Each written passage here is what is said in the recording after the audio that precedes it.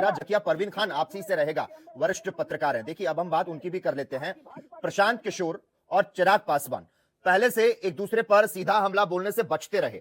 दोनों की पार्टियों के प्रवक्ता काफी समय तक एक दूसरे के बारे में बोलने से परहेज करते रहे, ना अच्छे बोल तो ना ही बुरे बोल। लेकिन जैसे ही एनडीए में सीट बंटवारे को लेकर चिराग की नाराजगी की खबरें आती है, जन स्वराज पार्टी ने चिराग पासवान के पाले में ऑफर वाली गेंद फेंक दी। वोट के डेट के आते ही खेला शुरू हो चुका है। क्या कहेंगी? चिराग पासवान ने फेंक दी पीके वाली गुगली, और अब क्या करेगी भारतीय जनता पार्टी?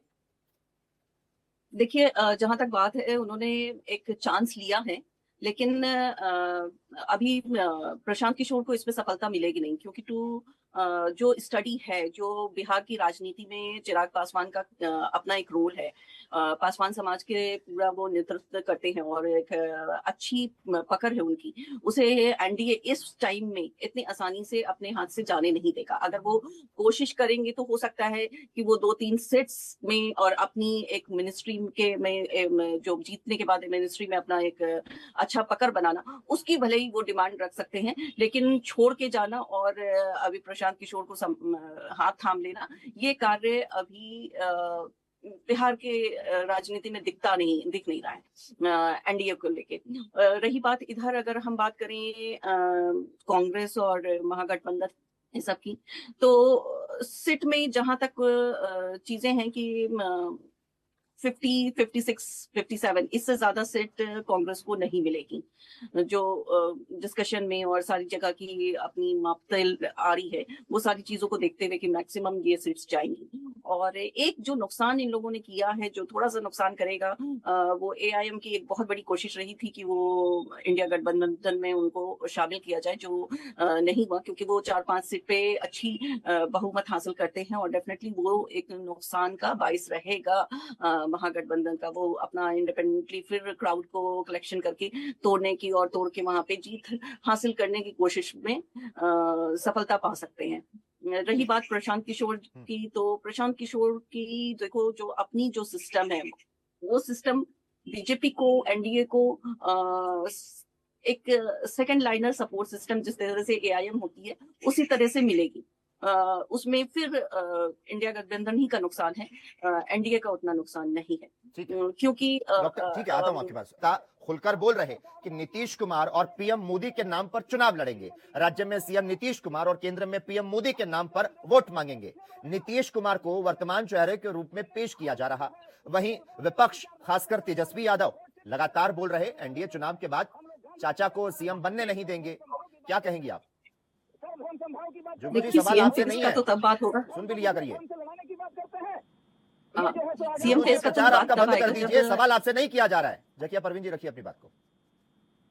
मैं कह रही हूँ कि सवाल तो का जवाब तो तब होएगा जब इलेक्शन में जीत हासिल होगी। सीएम पद की दावेदारी तो तब वहां पे साबित करने की बात आएगी जब वहां पे जीत हासिल होगी। अभी जो जीत की डाइस है, वो डाइस बहुत ज्यादा बिखर चुकी है, और आपको पता ही है कि बिहार की राजनीति और यूपी की राजनीति पे पूरे इंडिया की राजनीति डिपेंड करती है, क्योंकि ये 2 स्टेट्स अपने आप में सबसे बड़े भी हैं, सबसे ज्यादा सीट्स भी हैं, और सबसे ज्यादा बिहार में खासतौर से सबसे ज्यादा समाज अपना जातिवाद और हर तरह की सीट का वितरण जो है ना, ये बहुत ही पेचीदा और कठिन होती है। और यहाँ पे देखिए, एक चीज समझिए कि जैसे कि अभी प्रशांत किशोर उतरे हैं, ठीक है, एक अच्छा जिताने वाला जीत जाए इसकी कोई गारंटी नहीं, ठीक है। जिस तरह से एक प्रोफेसर आईपीएस ऑफिसर भी बनाता है, सीएम भी बनाता है, पीएम भी बनाता है, टीचर भी बनाता है, लेकिन वो खुद आईपीएस ऑफिसर बन जाए या डॉक्टर बन जाए, इसकी कोई संभावना नहीं है। तो उसी तरह से सेम चीज हमें समझना है कि प्रशांत किशोर जी यहाँ पे एक उतरे हैं, ठीक है, उनकी अपनी एक कॉन्सेप्ट है, कुछ उनकी अच्छी सिस्टमैटिक वे ऑफ विनिंग है, उसको वो लागू कर सकते हैं, लेकिन वो कहीं पे बहुमत हासिल करके अपने आप को बीच में फेस बनाने की कोशिश करें या सिट पे बात करें, वो बहुत ही मतलब दुर्लभ वाले केस है, वो ना के बराबर। हाँ, एक नेक्स्ट एआईएम क्रिएट हो चुका है बिहार की राजनीति में, वो जरूर उनको एक पक्ष के तौर पे लिया जा सकता है। अब बात करें हम मेन जो एनडीए और हमारे इंडिया गठबंधन है उसके बारे में। एनडीए में देखिए, ये बात कर रहे हैं नीतीश जी के फेस को लेके, और कहीं ना कहीं यही वजह है चिराग पासवान का थोड़ा सा मनमुटाव होने का, क्योंकि वो अपने आप को एक अच्छे फेस के तौर पे प्रेजेंट करने की कोशिश कर रहे हैं। हालांकि उनकी जो पॉलिटिकल एक्सपीरियंस बोलिए या पॉलिटिकल उनकी जो कंट्रीब्यूशन बोलिए एनडीए में, वो बहुत थोड़ी है, लेकिन वो थोड़ी कंट्रीब्यूशन भी एक अहमियत रखती है, क्योंकि अपने आप में उतना जो भी सीट का उनका डिपॉजिट रहता है, जो भी उनकी सीट का कंट्रीब्यूशन रहता है, वो एक अच्छी गठबंधन को चलाने के लिए और चीजों को बढ़ाने के लिए कामयाब है। लेकिन 2020 में ये चीजों की जरूरत ना के बराबर हो गई थी, क्योंकि खुद ही बीजेपी ने अच्छा वहां पे प्रदर्शन किया था। अब बात रही कि जो अभी इंडिया गठबंधन जिसकी बातें हर किस जबान पे बिहार में है, क्या वो रियल में उस जबान से उतर के वोट तक उतर पाएगी या नहीं? तो वोट पे उतरना और जबान पे उतरने में फर्क होता है।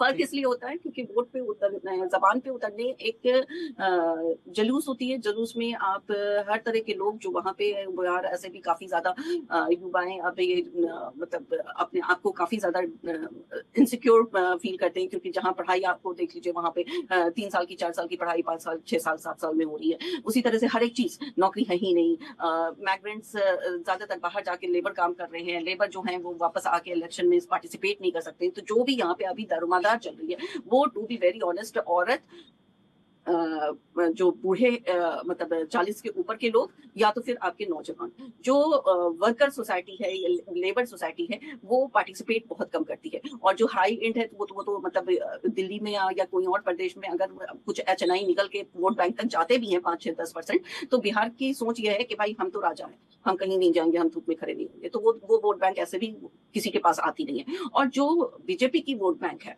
वो एचएनआई पे ज्यादा डिपेंड करती है, यानी हाई एंड जो हमारे ब्राह्मण्स होते हैं, जो हमारे अच्छे कॉर्पोरेट्स होते हैं, जो अच्छे वर्कर्स होते हैं, उन पे बहुत ज्यादा डिपेंड करती है। और किस तरह से अभी जीत हुई है, किस तरह से फेरबदल हुआ है, क्या हुआ है, इस पे डिस्कशन नहीं करके अभी की राजनीति में स्कोप काफी अच्छा है। कांग्रेस गठबंधन के साथ मिलके एक अच्छी सीट प्रोपोर्शन लाने की कोशिश में है, और कहीं कहीं ये सफलता भी होते हुए दिखेगी। ठीक है, थोड़ी सी उन्हें ठीक है, ठीक है। अगला